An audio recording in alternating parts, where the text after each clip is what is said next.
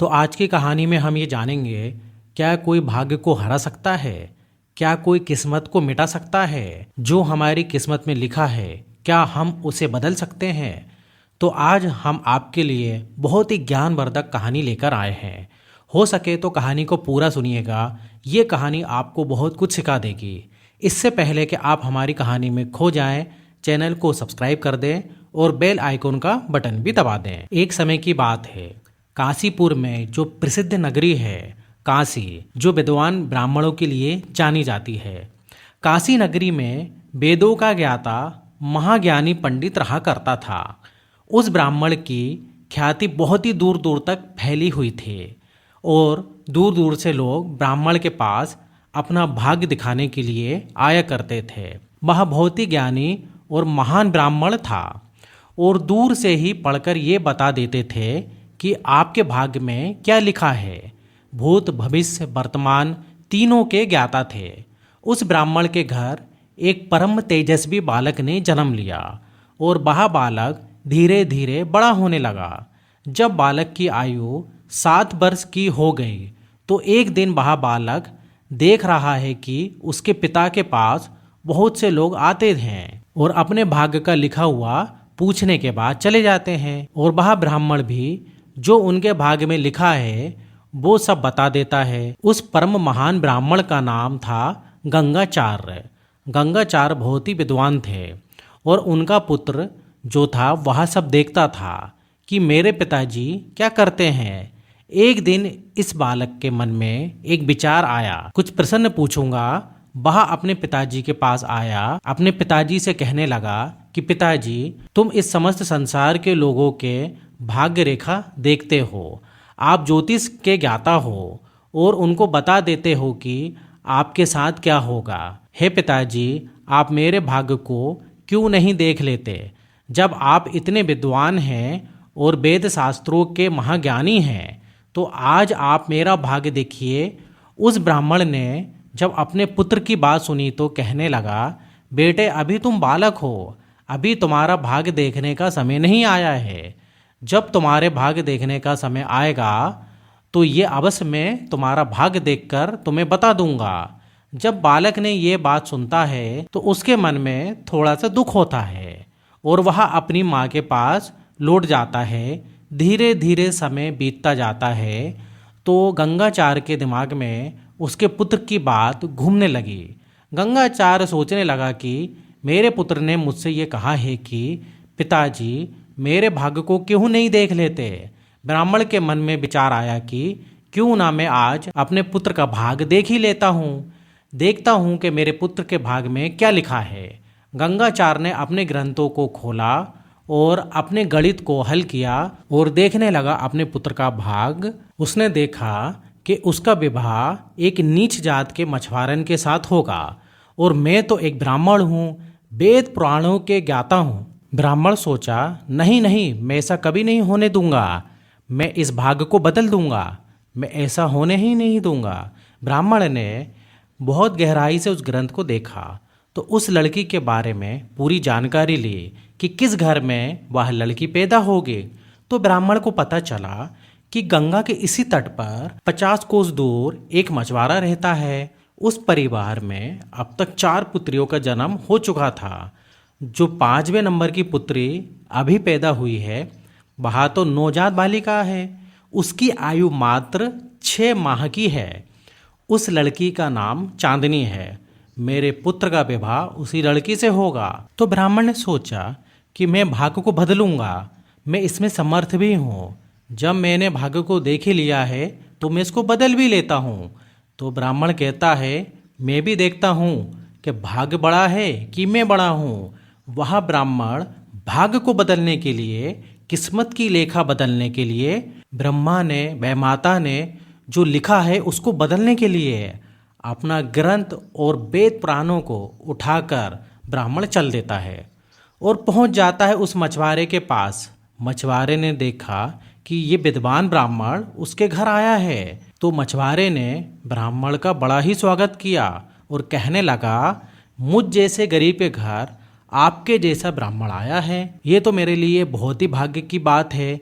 तब ब्राह्मण कहता है कि हे मछुआरे, मैं तुमसे एक बात जानना चाहता हूँ कि निकट समय में 6 महीने के आसपास तुम्हारे घर में किसी पुत्री का जन्म हुआ है। तब मछुआरा कहता है, हाँ भगवान, मेरे घर में एक पुत्री का जन्म हुआ है। ब्राह्मण फिर कहता है कि उसका नाम चांदनी है। तब मछुआरा कहता है, जी भगवान, मैंने उसका नाम चांदनी ही रखा है क्योंकि वह परम सुंदरी है, चंद्रमा के समान है, इसलिए मैंने उसका नाम चांदनी रखा है। तब ब्राह्मण कहता है कि देखिए, मैं तो तरकालदर्शी हूँ। मैं इस मार्ग से जा रहा था तो मैंने देखा कि तुम पे तो बड़ा घोर संकट आने वाला है।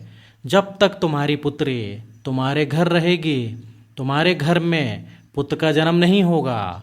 हे मछुआरे, अगर तुम अपने घर में पुत्र को देखना चाहते हो तो उस पुत्री को तुम्हें अपने घर से दूर भगाना होगा। तब मछुआरे ने ये बात सुनी तो मछुआरा कहने लगा कि हे भगवान, वह तो नवजात बालिका है, उसकी आयु तो मात्र 6 माह की है, मैं उसे कहाँ छोड़ूं।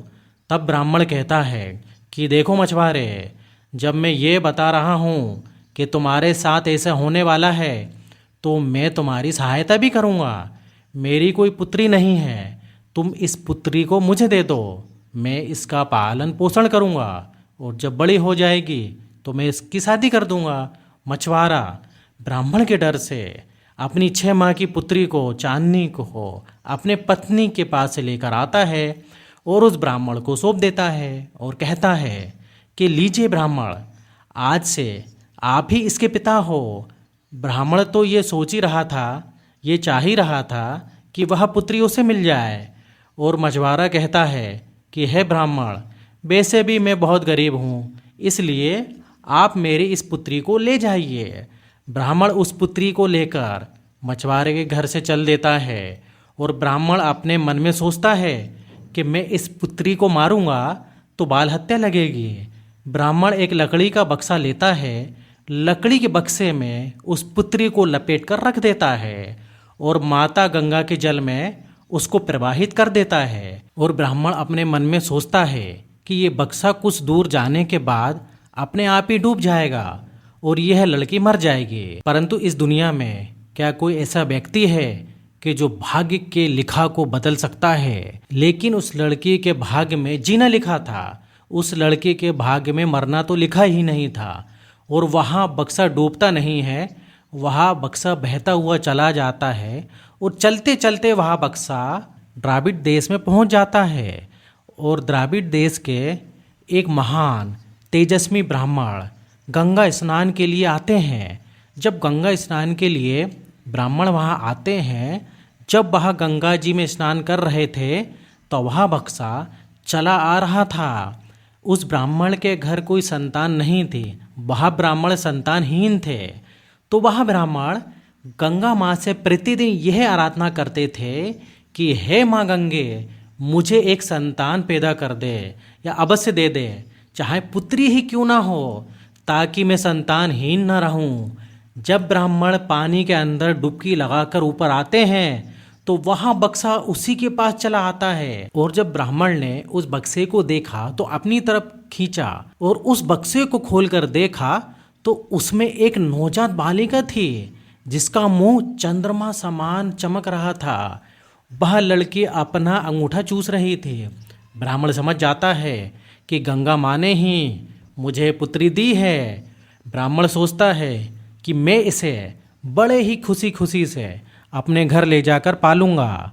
ब्राह्मण देव ने गंगा माँ को बार बार प्रणाम किया और उस पुत्री को लेकर वह अपने घर चले आते हैं।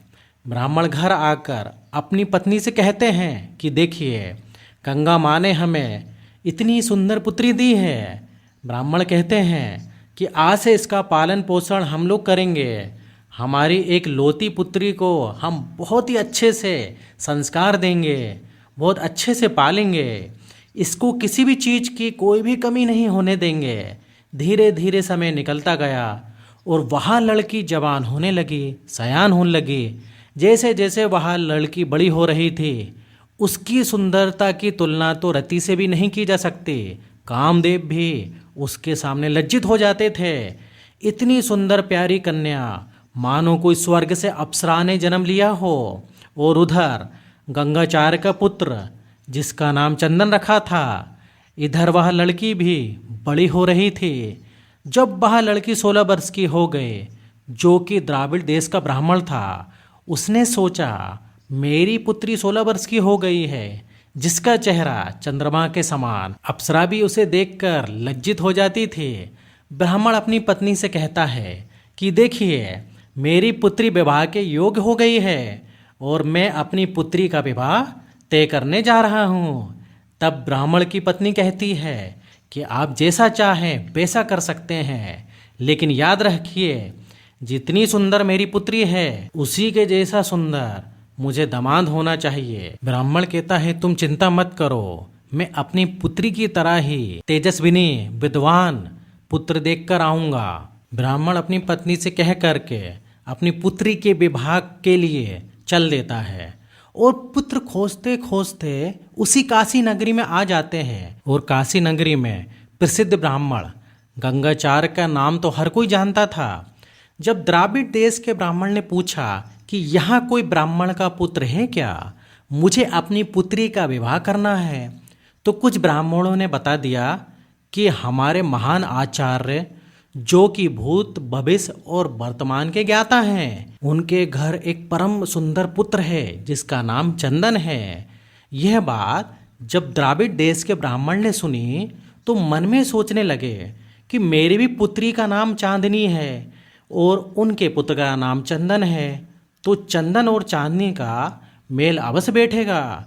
यह सोच करके वह ब्राह्मण गंगाचार्य के घर पहुंच जाते हैं।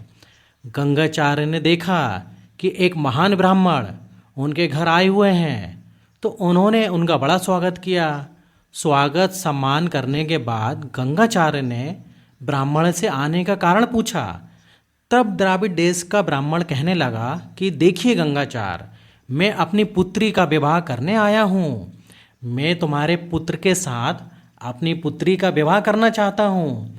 तब यह बात गंगाचार्य ने सुनी तो गंगाचार्य बहुत प्रसन्न हुए और अपने पुत्र को बुला करके उन्हें दिखाया और कहा कि देखिए, यह मेरा पुत्र है। तो द्राविड़ देश के ब्राह्मण कहने लगा कि मेरी पुत्री तुम्हारे पुत्र के समान है, बहुत सुंदर है। इनकी जोड़ी तो कामदेव और रति को लज्जाने वाली होगी, इसलिए मैं यह रिश्ता पक्का करता हूँ।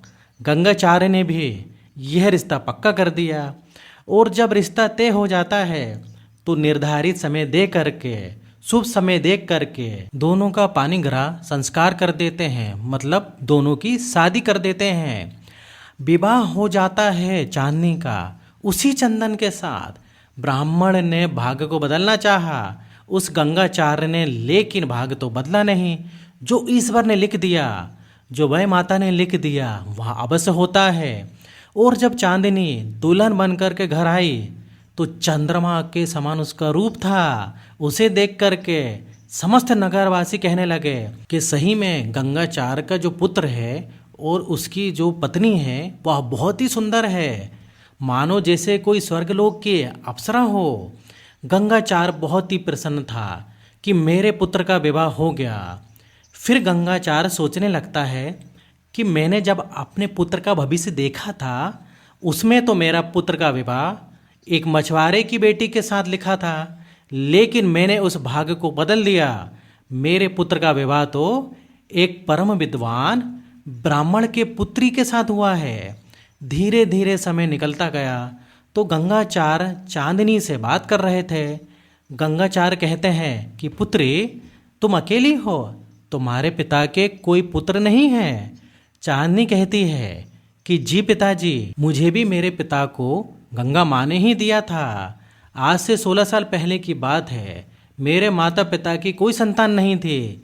मेरे दुष्ट माता पिता ने मुझे एक लकड़ी के बक्से में कपड़े में लपेटकर पानी में बहा दिया था और मैं बहती हुई गंगा में जा रही थी।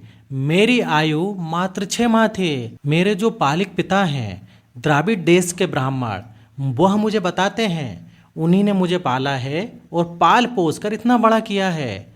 जब चांदनी ने गंगाचार्य को ये बात बताई तो गंगाचार हक्का बक्का रह गया और वह अपनी पत्री को खोलकर देखने लगा, अपने ग्रंथ को देखने लगा। अपने ग्रंथ के अनुसार उसने अनुमान लगाया जो सभी भाग्य रेखाएं उस पुत्री की थीं, वह सभी भाग्य रेखाएं इस चांदनी की भी थीं। अब ब्राह्मण पूरा हिल गया। ब्राह्मण सोचने लगा कि मैंने तो भाग्य को बदलना चाहा था, लेकिन ये क्या हो गया? लेकिन यह तो वही लड़की है जिसे मैंने गंगा में बहा दिया था। अब ब्राह्मण पूरा हिल गया। ब्राह्मण सोचने लगा कि मैंने तो भाग्य को बदलना चाहा, लेकिन ये क्या हो गया?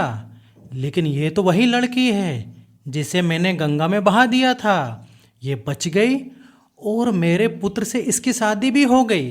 ब्राह्मण फिर सोचता है कि मैं इसको जीने नहीं दूंगा, मैं भाग्य को बदल कर ही रहूंगा। एक दिन की बात है, जो चंदन था वह किसी कारणवश बाहर चला गया, किसी दूसरे देश में चला गया और घर पर रह जाते हैं गंगाचार और पुत्र वधू चांदनी। तो गंगाचार अपनी पुत्र वधू से कहने लगे कि पुत्री, तू मेरी बहू है और आज मैं तुमसे कुछ मांगना चाहता हूँ। जब यह बात चांदनी ने सुनी तो चांदनी ब्राह्मण संस्कारों में पली एक मछुआरे की लड़की थी कि हे पिताजी, आप जो मुझसे मांगोगे मैं आपको वो दूंगा। आप मांगिए, आप क्या मांगना चाहते हो, मैं आपको वचन देती हूँ। गंगाचार्य ने एक अंगूठी निकाली और अंगूठी को दिखा करके कहने लगे कि बेटी, मैं तुमसे कहता हूँ, जब तक कि तुम इस अंगूठी को ढूंढ करके ना लाओ, तुम मेरे घर मत आना और तुम्हारे पिता के घर भी तुम्हें नहीं जाना है। जब तक ये अंगूठी तुम नहीं लाओगी, तब तक मेरे पुत्र की पत्नी तुम नहीं रहोगी। यह बात जब चांदनी ने सुनी तो चांदनी ने कहा कि हे पिताजी, इसका अर्थ मैं समझी नहीं। गंगाचार्य कहते हैं कि पुत्री, मैंने जो कह दिया तो कह दिया। चांदनी कहती है कि पिताजी, अंगूठी का आप क्या करोगे? गंगाचार्य कहते हैं कि मैं इस अंगूठी को समुद्र में फिकवा रहा हूँ। और चांदनी को लेकर गंगाचार्य जी एक समुद्र के तट पर पहुँचते हैं और गंगाचार्य चांदनी को वहाँ अंगूठी दिखा करके समुद्र में फेंक देते हैं। और गंगाचार्य चांदनी से कहते हैं कि जिस दिन तुम इस अंगूठी को लेकर आओगे, उस दिन मेरे घर तुम आ सकती हो। अब चांदनी समुद्र के तट पर अकेले रह गई। गंगाचार्य अपने घर को चल देता है और सोचते हैं कि अब तो ये चांदनी को ये अंगूठी मिलेगी ही नहीं और मेरे पुत्र का विवाह मैं किसी ब्राह्मण कन्या से करा दूंगा।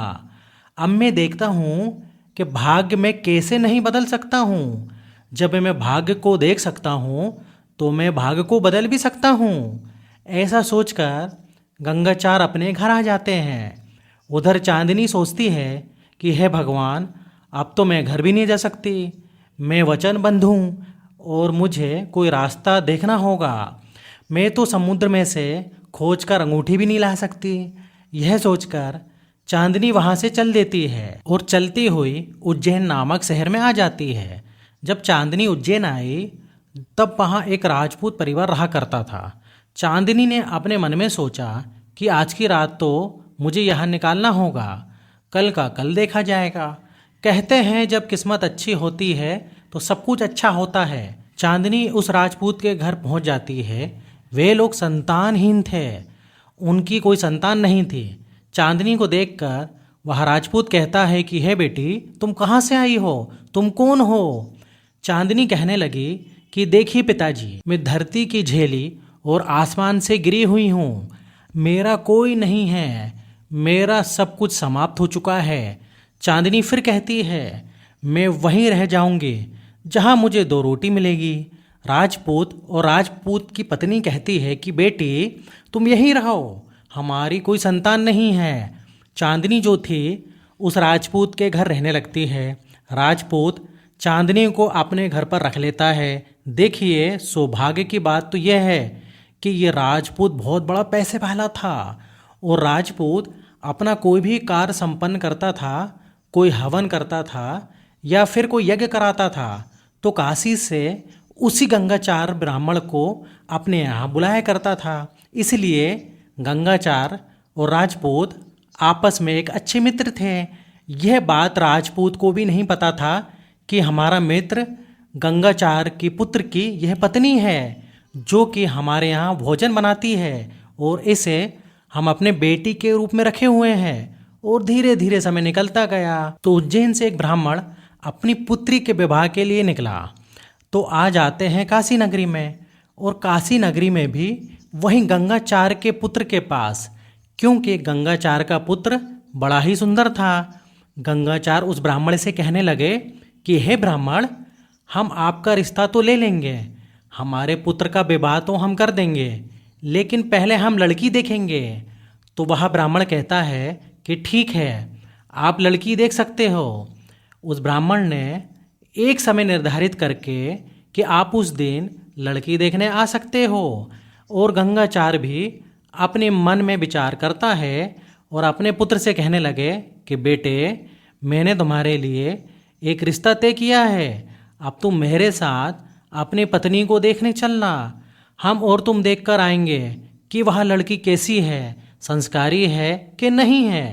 चंदन मन ही मन दुखी हो जाता है और सोचता है कि मेरी पहली पत्नी तो समुंदर में डूब के मर गई। तो फिर चंदन अपने पिताजी से पूछता है कि हे पिताजी, आप दुनिया का भविष्य देखते हो, इस संसार का भविष्य देखते हो, तो आपने मेरा भविष्य क्यों नहीं देखा। यह बात जब गंगाचार्य ने सुना तो अपने बेटे से कहा कि बेटे, अभी वो समय नहीं आया है कि मैं तुम्हारा भाग्य देखूं। गंगाचार्य और उनका पुत्र चंदन दोनों लड़की देखने के लिए उज्जैन के लिए निकल जाते हैं। अब सुनिए क्या होता है। उधर एक मछुआरा समुद्र में जाल डालता है और जो अंगूठी गंगाचार्य ने समुद्र में फेंकी थी उसे एक मछली ने निगल लिया था, और जिस मछली ने अंगूठी को निगला था वह जाल में फंस गई, जिससे एक टोकरी में भर करके मछुआरा बेचने के लिए चलता है। और बेचते बेचते उसी राजपूत के घर चला जाता है जहाँ के चंदन की पत्नी चांदनी रहा करती थी। और जब राजपूत ने मछलियों को देखा तो मछलियों को खरीद लिया, और राजपूत चांदनी से कहता है कि हे पुत्री, मैंने ये मछली खरीदी है, क्या तुम इसे बना सकती हो। तो चांदनी कहती है कि हे पिताजी, मैं बना दूंगी। और जब चांदनी मछली काटने के लिए बैठती है तो यह तो भाग्य का खेल था। चांदनी ने जैसे मछली को काटा, मछली के पेट से अंगूठी निकलकर नीचे गिर जाती है। चांदनी बहुत खुश हो जाती है और कहती है, अरे ये तो वही अंगूठी है। और उधर देखिए, गंगाचार्य और उसका पुत्र अपने लिए पत्नी देखने उसी उज्जैन शहर में चले आते हैं। परंतु गंगाचार्य अपने बेटे से कहने लगे कि बेटा, मेरा यहाँ एक बहुत बड़ा जजमान, एक बहुत अच्छा मित्र रहता है। कई बार मैं यहाँ उसके पास यज्ञ करने आया हूँ, वह मेरा एक अच्छा मित्र भी है। तो गंगाचार्य कहते हैं कि मैं उससे मिलकर चलूँगा। तब उनका पुत्र चंदन कहता है कि हे पिताजी, जैसा आपकी इच्छा हो। तो गंगाचार्य उसी राजपूत के घर पहुँच जाते हैं। जब राजपूत ने उस ब्राह्मण को देखा तो बहुत खुश हुए, क्योंकि वह ब्राह्मण बहुत ही विद्वान था, परम तेजस्वी था और उसका मित्र भी था। राजपूत ने ब्राह्मण को बिठाया और बड़ा ही स्वागत किया। तो राजपूत ने सोचा कि मेरे यहाँ जो पुत्री है, क्यों ना उसका भाग इस ब्राह्मण से दिखवा दूं। यह सोचकर वह राजपूत अपनी पुत्री से कहता है कि हे पुत्री, इधर आओ, बहुत दूर से एक ब्राह्मण आया है, मैं तुम्हारा भाग्य दिखवा देता हूँ। जब राजपूत की बात चांदनी ने सुनी तो वह निकलकर बाहर आई, और बाहर बैठे अपने ससुर और अपने पति को देखकर वह चौंक जाती है। गंगाचार्य और उसके पुत्र ने जब चांदनी को देखा तो उनके आश्चर्य का कोई भी ठिकाना नहीं था। गंगाचार्य एकदम से कहते हैं कि चांदनी, मैंने तुमसे कहा था कि जब तक तुम अंगूठी लेकर नहीं आती तुम मुझे दिखाई भी मत देना, तूने अपना वचन तोड़ दिया। तब चांदनी कहती है कि हे पिताजी, ये लीजिए आपकी अंगूठी, क्योंकि चांदनी को अंगूठी तो मिल ही चुकी थी। जब ये बात राजपूत ने सुनी तो राजपूत कहता है कि ये सब क्या हो रहा है, मेरे समझ में कुछ भी नहीं आ रहा है, आप यहाँ क्या कर रहे हैं ब्राह्मण जी। तो चंदन भी अपने पिता पर क्रोधित होने लगा और कहने लगा कि पिताजी, आपने तो कहा था कि चांदनी गंगा में डूबकर मर गई है। फिर आपने मेरे साथ इतना बड़ा विश्वासघात क्यों किया? आप तो मेरे लिए लड़की देखने जा रहे थे, आप तो मेरा विवाह करने जा रहे थे, जबकि मेरी यही पत्नी अभी जीवित है। अब गंगाचार क्या कहते हैं? गंगाचार कहते हैं कि बेटे, यही तो भाग्य का खेल है। मैं अपने किए पर शर्मिंदा हूँ और मैं इसके लिए क्षमा मांगता हूँ। मैंने भाग्य को बदलना चाहा, मैं यह बहुत बड़ा भूल कर रहा था। ईश्वर के विधान में परिवर्तन करने की कोशिश कर रहा था। राजपूत बोलता है कि ब्राह्मण देव, आप ये क्या कह रहे हो कि ये तुम्हारे पुत्र की पत्नी है? तो ब्राह्मण कहता है, वास्तव में ये जो है एक ब्राह्मण की पुत्री नहीं है, ये एक मछुआरन की बेटी है और इसका विवाह मेरे पुत्र के संग लिखा था और मैंने उसे मिटाने की बहुत प्रयत्न किए, लेकिन मैं उसे मिटा नहीं पाया। ब्राह्मण चांदनी से कहता है कि हे पुत्री, तुम और तुम्हारे पति आराम से रहो, मैं अब तुम्हें कुछ भी नहीं कहूँगा।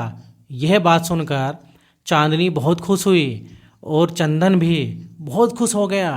गंगाचार और राजपूत भी इस बात पर खुश हो जाते हैं, क्योंकि गंगाचार मान जाते हैं, वह हार मान लेते हैं।